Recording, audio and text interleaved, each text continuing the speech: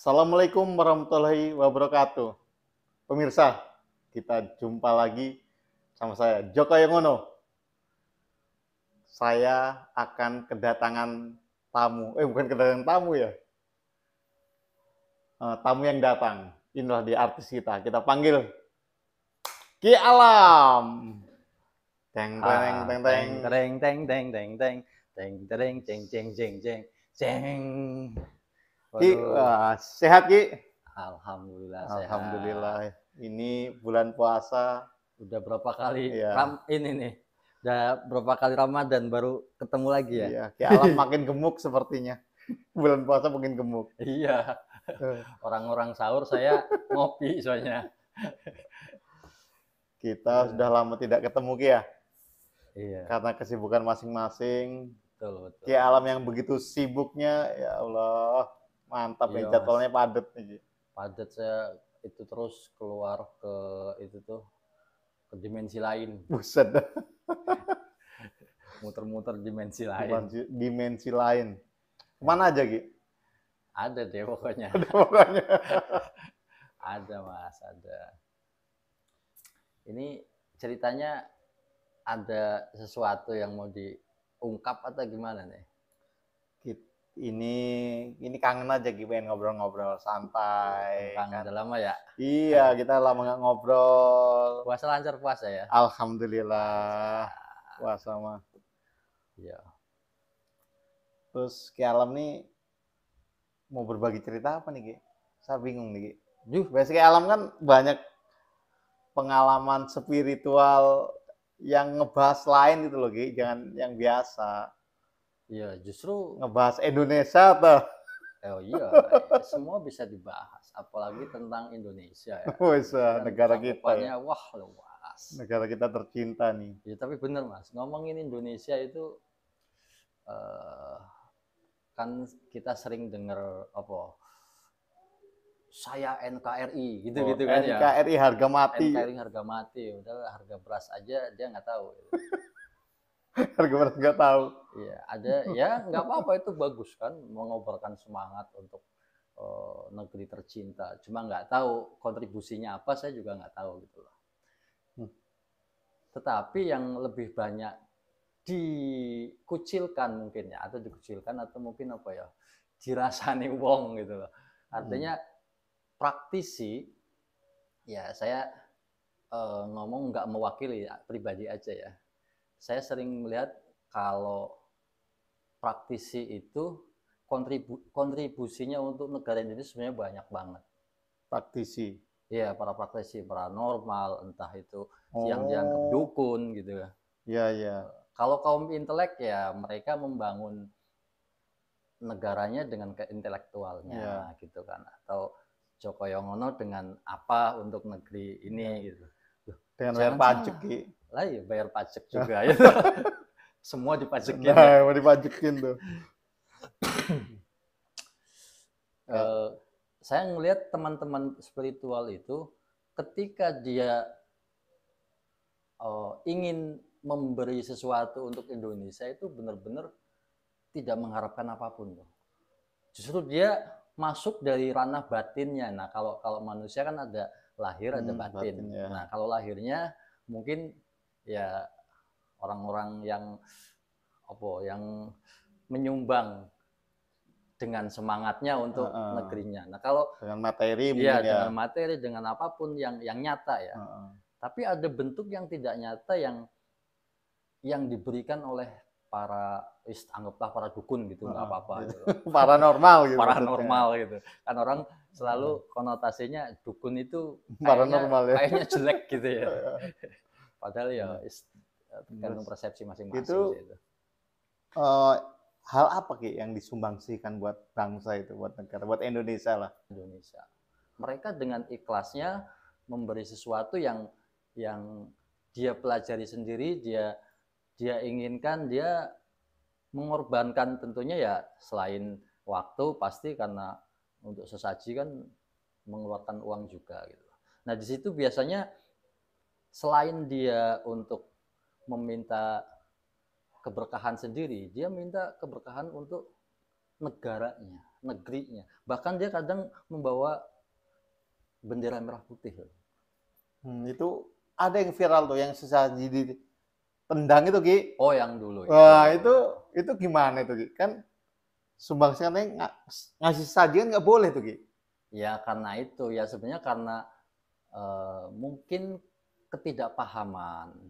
Jadi yang dipahami keilmuannya sendiri, sedangkan keilmuan orang tidak dihargai gitu loh. Sedangkan ya orang-orang praktisi paranormal juga tidak pernah ngotak-ngatik tentang ritual mereka gitu loh. Keyakinan masing-masing iya, ya. Tapi mereka kadang-kadang mengobrak-ngabrik keyakinan orang-orang yang ada dengan budayanya gitu. Jadi ya sebenarnya salah pemahaman gitu. Tapi wis enggak apa-apa gitu. Ya itu kita itu sebagai saya sendiri image-nya kayak apa? Sampai ngeliat saya apa? Paranormal. Iya dong. Tidak normal gitu. Tidak normal kayaknya. Benar normal. Sebenarnya sih itu dari keanekaragaman Indonesia itu tadi ya harusnya ya.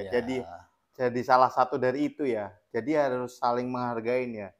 Ya seharusnya seperti itu. Cuma karena memang ya sama paranormal juga. Kalau dipaksa untuk meyakini keyakinan orang tertentu, pasti juga nggak akan masuk. Oh iya. Orang tersebut juga kalau saya masukkan keyakinan saya juga nggak akan masuk gitu loh. Karena emang sudah punya keyakinan masing-masing yang sudah terkunci, nggak bisa dobrak-abrik lagi gitu loh. Ya terserah kalau kamu menghujat saya, itu keyakinan saya. Yang sebelahnya juga bilang begitu. Jadi, nah cuman nggak usah sampai menjadi kisruh dengan perbedaan. Justru kan perbedaan itu kenikmatannya ada di situ, di perbedaan. Ya kayak contohnya kita main musik nih, grup band. Iya. Bayangin kalau grup band sama semua ya. Musiknya sama semua. Kalau gitar semua sih masih enak. Kalau kecerekan semua. Enak ya. Ceket. Semua cek. Apa nadanya itu? Justru enaknya di hidup di perbedaan tuh di situ. Ketika kita berbeda itu jadi indah gitu kan. Gitu loh maksudnya Mas. Tapi memang Indonesia tuh hal-hal mistisnya tuh kuat banget. Bukan hanya Indonesia. Semua yang ada di muka bumi sangat berkaitan dan mungkin karena kita tinggalnya di Indonesia, jadi kesannya cuma Indonesia. Ya kan? Sama semua, apalagi di India, wah itu yang masih dengan budayanya gitu, walaupun terkait dengan agama, konsisten dengan budayanya itu hal mistisnya akan tetap melekat gitu loh. Ya. Bahkan di negara-negara yang maju sekalipun, bahkan orang-orang yang kecerdasannya sudah di atas profesor, alumni profesor, bayangin. Tapi ketika otaknya mentok untuk berpikir sesuatu hal yang di luar rasionalnya, tetap akan kembali ke hal kesana. Gitu. Akan menanyakan sesuatu yang, wah logika saya tidak bisa mengilmiahkan apa yang saya alami, misalnya gitu kan. Akhirnya mau nggak mau ya harus tutup dulu kecerdasan kita, larinya ke hal yang irasional itu. Semua begitu sebenarnya. Jadi menurut saya cerdas itu bagus, pinter itu ya kalau bisa semuanya gitu ya. Cerdas dan pinter. Cerdas, pinter, terus minterin orang. Nah akhirnya ke situ. Kalau hanya cerdas dan pinter gitu, itu akan terus begitu. Tapi kalau diiringi dengan kecerdasan spiritual, itu seimbang. Gitu. Ketika ada orang yang kita melihat orang yang menggunakan atau bicara hal spiritual, dia akan memahaminya dengan bahasa spiritual juga. Gitu. Tapi kalau kan ada tuh Ki, orang yang spiritualnya terlalu tinggi, jadi apanya ya? Mungkin raganya, mungkin batinnya nggak kuat, akhirnya jadi down terus hilang kayak orang kurang. Itu gimana tuh? Iya, karena itu berlebihan. ya itu tidak Itu bisa seimbang terjadi gitu. begitu ya? Ya sangat bisa. Kan banyak tuh orang yang Iya, sangat akhirnya bisa. kayak orang gila, akhirnya jadi Ya, aneh gitu kan. ya, cuman kita nggak bisa menilai juga jangan-jangan dia kelebihan ilmu jadi gila gitu kan, ada yang Oke, bilang gitu ya, kan. maksudnya Nggak, gitu. nggak. Kita nggak harus menjudge seperti itu Oh juga. gitu.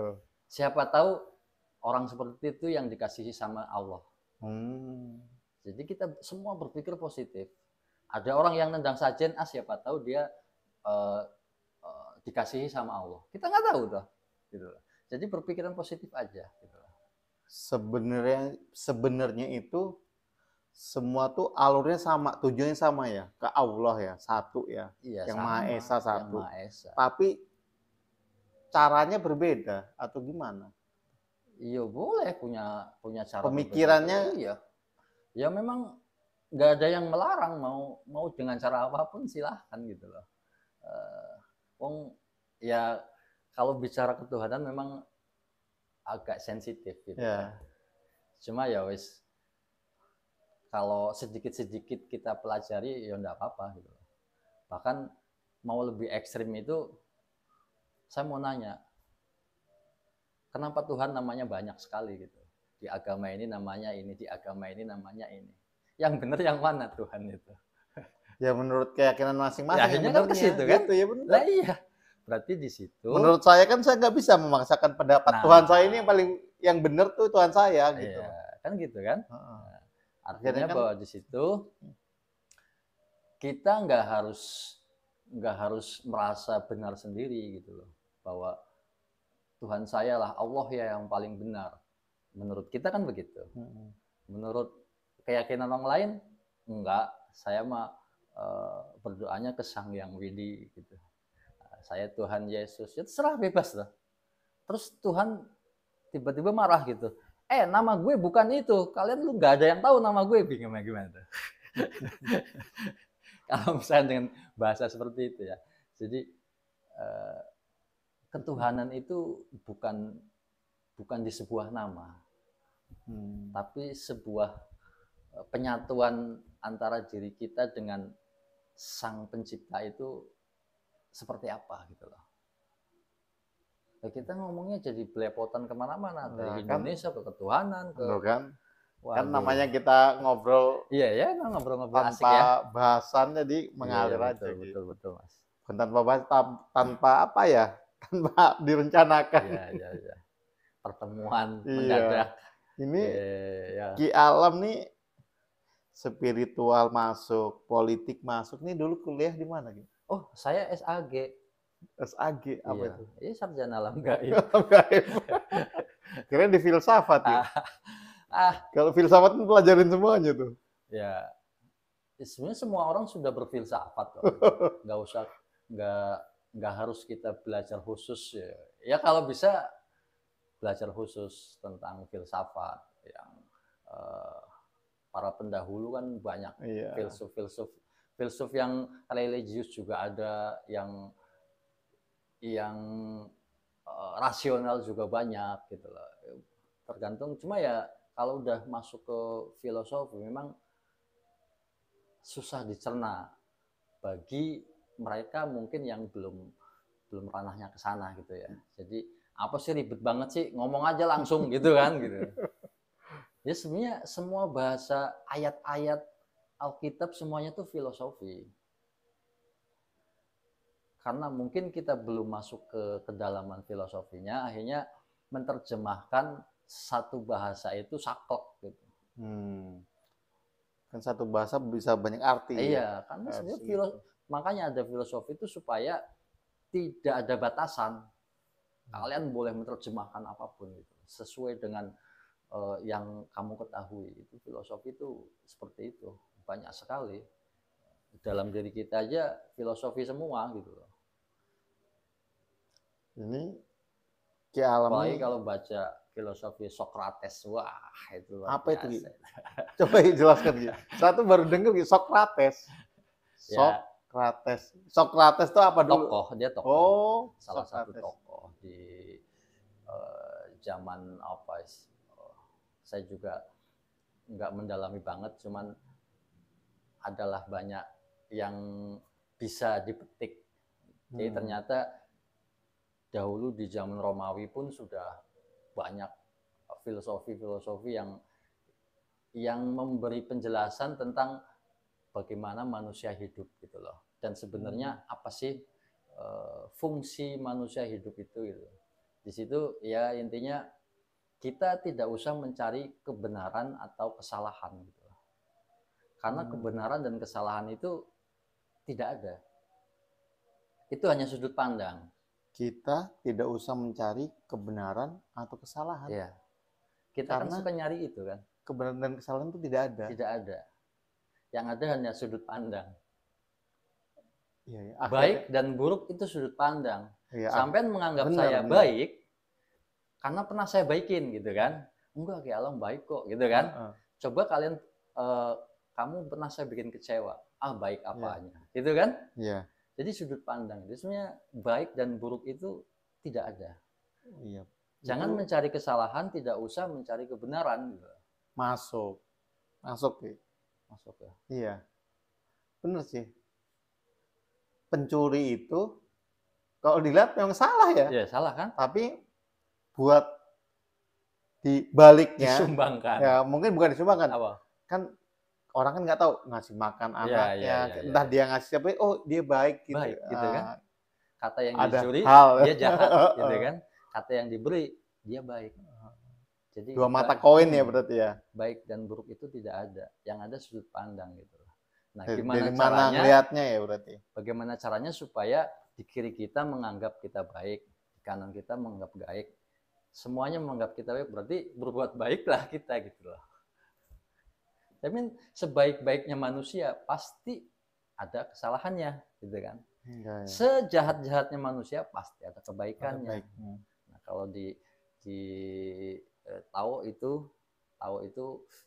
di Chinese itu ya, itu yin yang. Oh, yin yang. Keseimbangan. Jadi itu sebaik apapun manusia pasti ada buruknya dan sebaliknya. Kayak gitu, Mas. Boleh. Ada satu kalimat yang bikin saya itu terngiang gitu. Bicaralah setinggi langit, tapi ingat kakimu berpijak di atas bumi. Socrates.